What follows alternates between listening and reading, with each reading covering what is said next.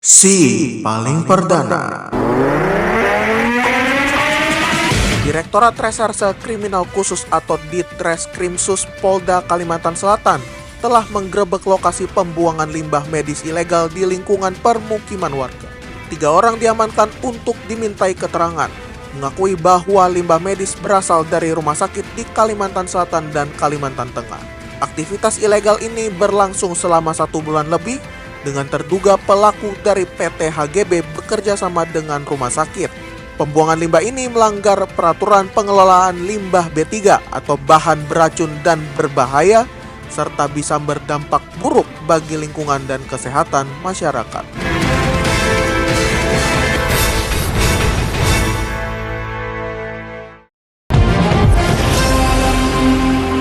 Selamat malam Indonesia. Selamat bergabung dalam DNP Evening News edisi hari ini, Senin 18 November 2024. Bersama saya Kevin Manai akan menghantarkan informasi yang faktual dan terkini untuk mengisi ruang informasi Anda. Dan berikut fokus utama kami malam ini.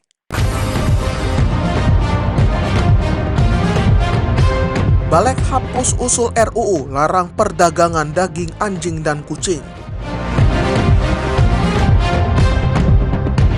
Tom Lembong minta Kejagung memeriksa para menteri perdagangan lain. Kami juga hadirkan informasi terkait istana yang mengungkap banyak masyarakat yang iseng untuk ikut lapor Mas Wapres.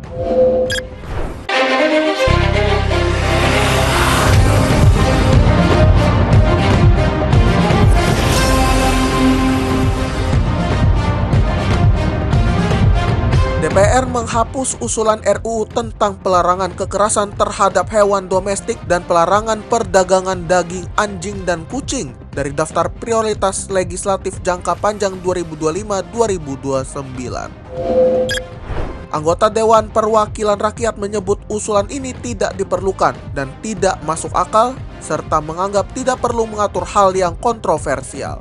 Mereka juga memperdebatkan pentingnya memasukkan RUU yang membantu kinerja pemerintah dalam daftar prioritas legislasi. Dewan sepakat untuk hanya memasukkan RUU tentang kesejahteraan dan perlindungan hewan setelah mempertimbangkan masukan anggota DPR. Tim pengacara Tom Lembong ingin Kejaksaan Agung memeriksa mantan Menteri Perdagangan lainnya terkait kasus dugaan korupsi impor gula yang melibatkan Tom.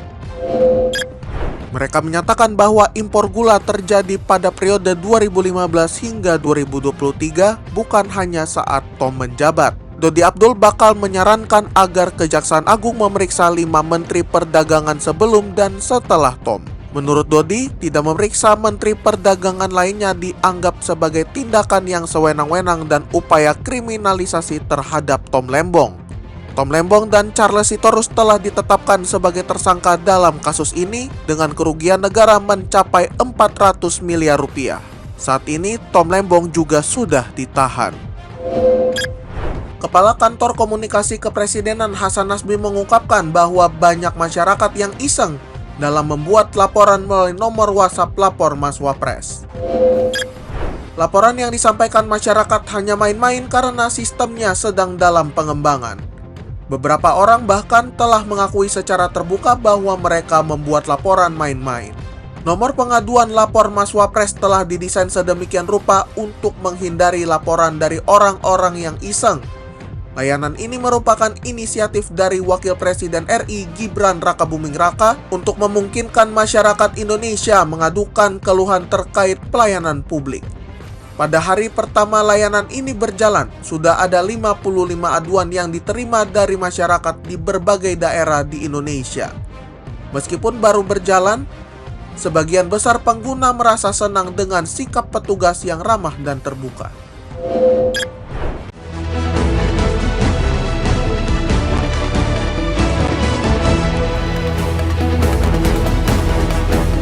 Kita masuki segmen Election 360. Dharma Pongrekun Kunwardana menanggapi program Ridwan Kamil tentang penataan ruang di Jakarta.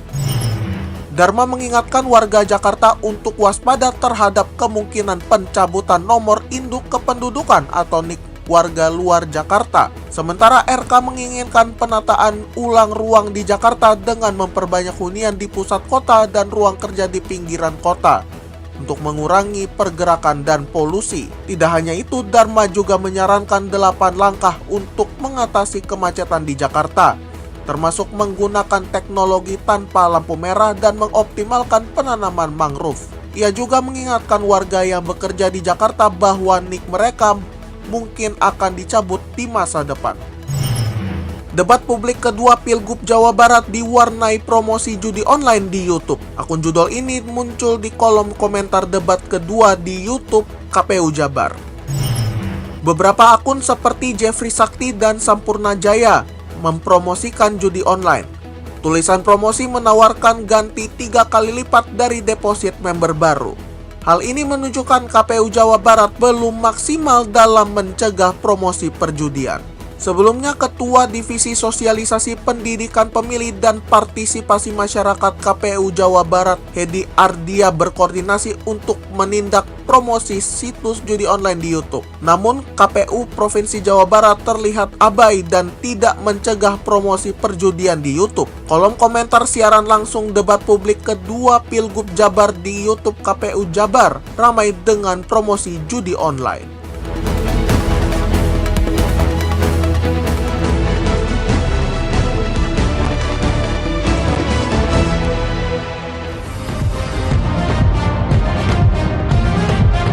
Demikian tadi DNP Evening News edisi Senin 18 November 2024.